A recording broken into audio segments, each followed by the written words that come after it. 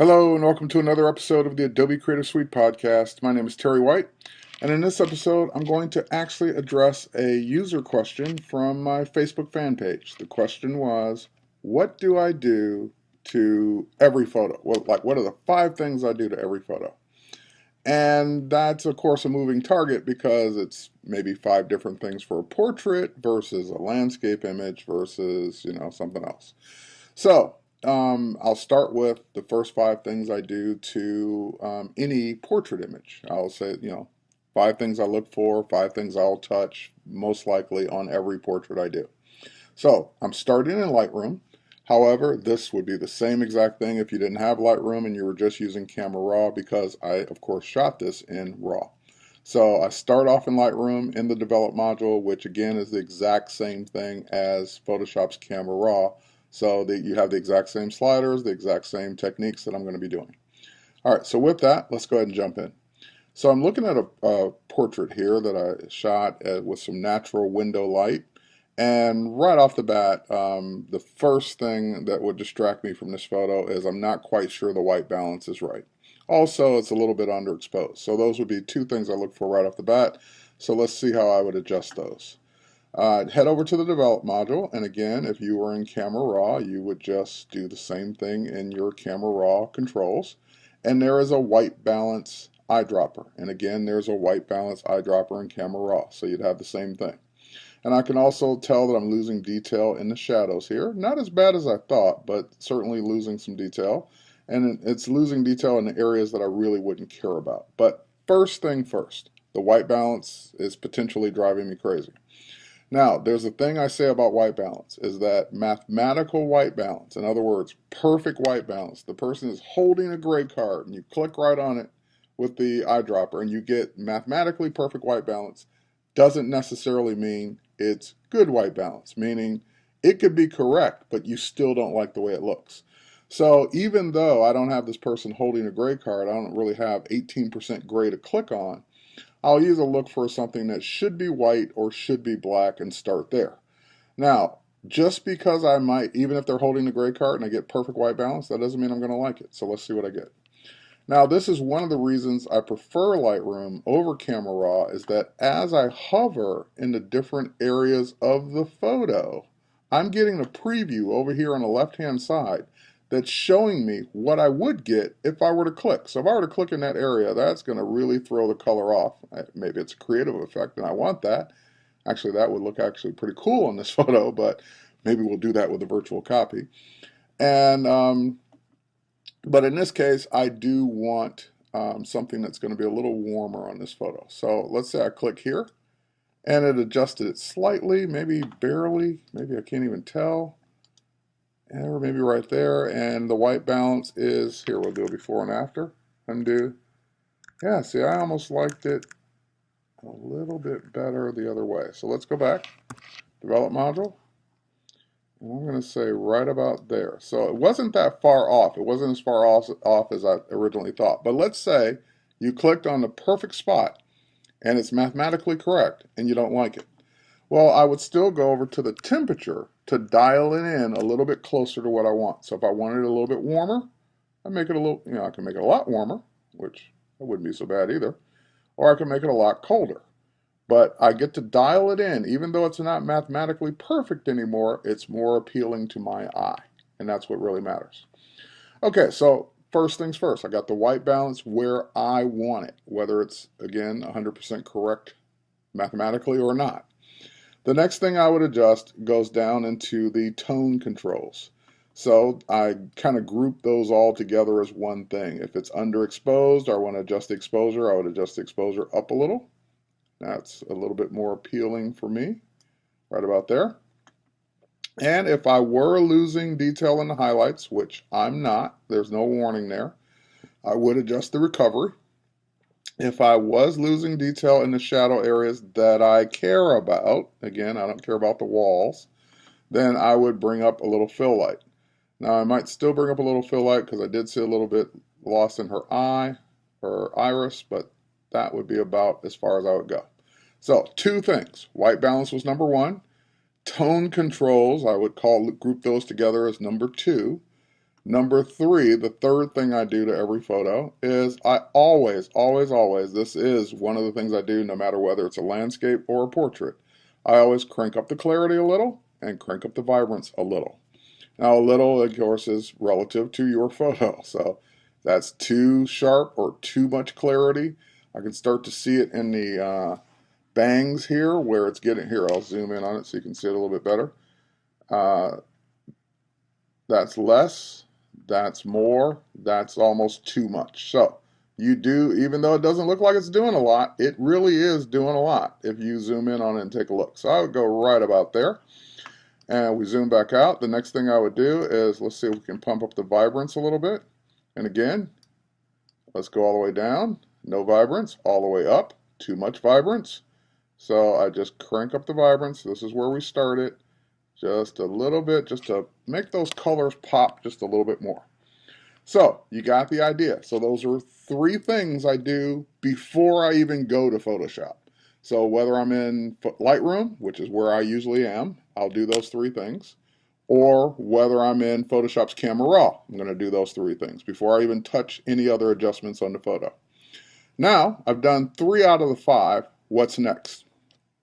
Since I am bringing all my photos into Lightroom, the next thing I'm going to do is anything that I don't feel that Lightroom is going to do a good enough job at, or it's going to require more work, then I will go to Photoshop. Now, for example, on a landscape, I tend to do most of the work inside Lightroom because there's not a whole lot that I can't do there. But on a portrait where I want more tools, more controls, content aware, all the things that Photoshop can give me, then I will go to Photoshop with this particular photo. So if we do a Command E on the Mac or Control E on Windows, that will do it. Also, if I go back to the library, and here, let's go to the grid view. If I right click on this photo, we can say Edit in Photoshop. Just wanted to show you the menu. I never do it this way. I always do the Command E, but you know where it is. All right, so now what that will do is take a copy of the photo with my adjustments. So the three things I just did will now open up in Photoshop for me to continue working on it. All right, so what's next? And this is kind of one of those age-old questions. Okay, you're in Photoshop. Where do you start? And I used to ask that question of all my friends, and like, where do you guys start? Where do you do this? And the answer I got back, which made the most sense to me, is start with what's bugging you the most. So I know that's kind of not a every single photo I do, but if I were to start on this photo, whatever's bugging me the most would be the next thing I would adjust. And the thing that kind of jumped out at me is this little hair, these little hairs right up here. So I might go ahead and adjust that. But again, that wouldn't be in every single photo. And the question was, what are the 5 things I do to every photo? But just letting you know my workflow would be the minute I'm in Photoshop, I start with what's bugging me. But let's get back to the original question. So what are the other 2 things I always do to every portrait? So let's go ahead and zoom in. Eyes are very important to me for a portrait, and blemishes are also equally important to me on a portrait. So I'm going to grab my Wacom pen here, and we're going to, again, it doesn't matter which one you start with, whether it's the blemishes or the eyes, but I'm going to usually do both of those. So I see a blemish right here on the chin. And, you know, there are all kinds of things that you might consider to be a blemish or not a blemish, or things you remove or not remove. I'll leave those rules up to you. But my rule is typically if the object or thing wouldn't be there in 2 weeks, meaning it's a temporary pimple or outbreak or whatever, then it gets removed. In other words, if that person doesn't naturally have that all the time, then I'm going to take it out.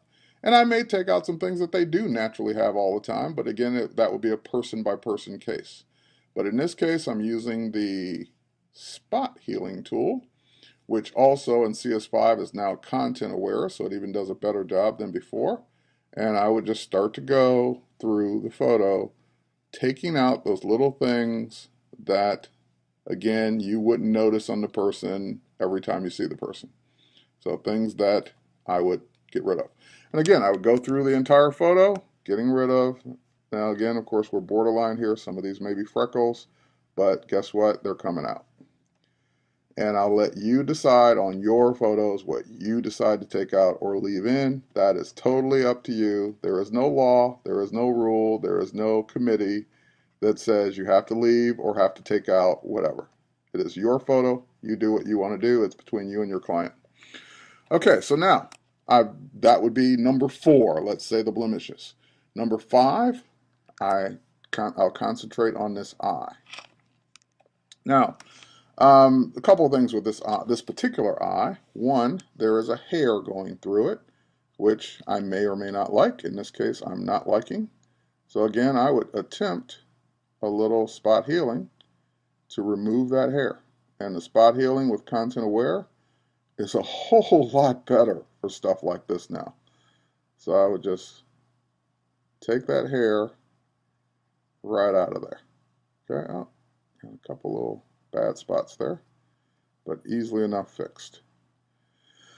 Okay, now all kinds of techniques for whitening the eye or removing the red, and I haven't really found one that I'm in love with. I mean, as you can see, I'm doing a little spot healing to kind of remove some of the most obvious spots. But as far as lightening the eye, I typically do the screen effect, which I'll show you in just a moment here. Now, what that means is I'm going to go to my layers panel. I have the background layer. I'm just going to hit Command J on Mac or Control J on Windows to duplicate that layer. You can also do it from the layer menu. Now that I've got an exact copy of that layer, I'm going to change the mode to screen, which will make the layer twice as bright, and of course including the eye, but it made everything twice as bright. And now I'm going to hide that layer with a mask. So I'm going to add a layer mask, but if I just click it, it's just going to add the layer mask and reveal everything. I want to hold down my Option or Alt key on Windows and click to hide, meaning it just basically filled in that layer mask with black. Now I'll use a paintbrush. I'll switch to letter B, and we'll make sure we're on white, which we are, which will unmask the areas that I paint. And I also just go ahead right off the bat and drop the opacity of that layer down to 50%, just so I can have something to look at. And it's not going to stay at 50% because that's going to be too bright.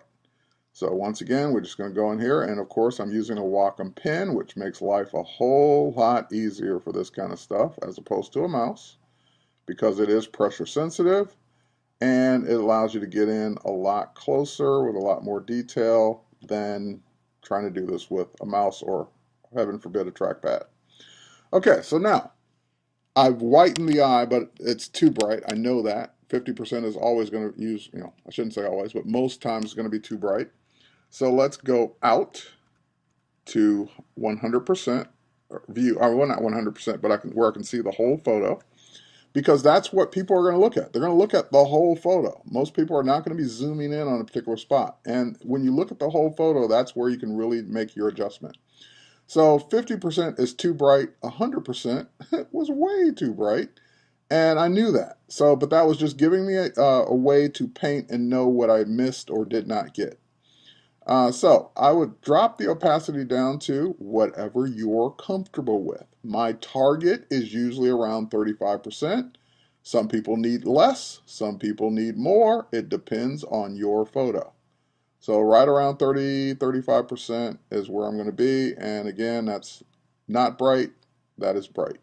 So just enough. That might even still be a little too bright. So I drop it down a little bit more for this person. There you go. So that's about where I would be. So now, next, let's zoom in. Now, whether you keep this layer or not is up to you. I'm of the belief that once I make an adjustment, I rarely ever go back and make that adjustment again or tweak it. In other words, I make sure I'm satisfied with it first before I move on. So let's say I am satisfied with that. I'm going to hit Command E to flatten it because that's what I do. If you want to keep all your layers, do not beat me up. You keep all your layers. This is what I do. You can do it your way. All right, so now the next thing is I want to add a levels adjustment, not a levels adjustment actually, levels adjustment to kind of increase the contrast in the eye. So you can do this a couple of different ways. You can do it the way we did it a minute ago where we masked after the fact. You can select the eye beforehand and do it. Either way is fine. We'll go to our adjustments, and we'll go to our levels adjustment. We'll add a levels adjustment there, and it will add the adjustment, and I can then go, and here we can do it one of two ways. It's already got a mask on it, so we can fill that mask in with black. So if I do Option Delete, or let's go switch the colors first. There we go. There we go. So I filled it in with black. All I did was fill in that entire level adjustment with black, just like we did before, with an Option Delete on the Mac or Alt Delete on PC with a black foreground color. Okay, so next, now let's start to paint in or reveal just that adjustment on the part of the eye, and it would help if we were in the right color. So let's go back to white. There we go. So now we're just revealing a spot of that eye that we can make our levels adjustment. And we just want to make a little bit more contrast in the eye there. So now I can show you the exaggeration. That's what we did. So just so you know, you are painting. And now you can tweak it to an adjustment that looks right for you. And again, that's too much. Her eye looks almost like she's a demon, so we don't want that. But you get to control it with a slider, and that's why I zoomed out, because this is the way people will look at the photo. So just a slight bit of contrast in the eye. When you can see that color stand out like a light bulb, it's too much. So we just want a slight adjustment, and now you've seen the 5 things I do to every portrait. So 3 of them are in Camera Raw or Lightroom Develop Module. The other 2 are in Photoshop. Even though I can do some spot healing inside of Lightroom or in Camera Raw, it's just so much easier to do it in Photoshop. So I don't spend a lot of time retouching skin inside of Camera Raw or the Develop Module. But in Photoshop, I absolutely do. Now, again, so at this point, I would go on doing the other things for that particular photo that I would want to do, like the hair I talked about earlier. But now you get the idea. 5 things I do or look for in every portrait, and then after that, it's whatever that particular portrait needs. So that's it for this episode of the Adobe Creative Suite podcast. My name is Terry White. Thanks for watching.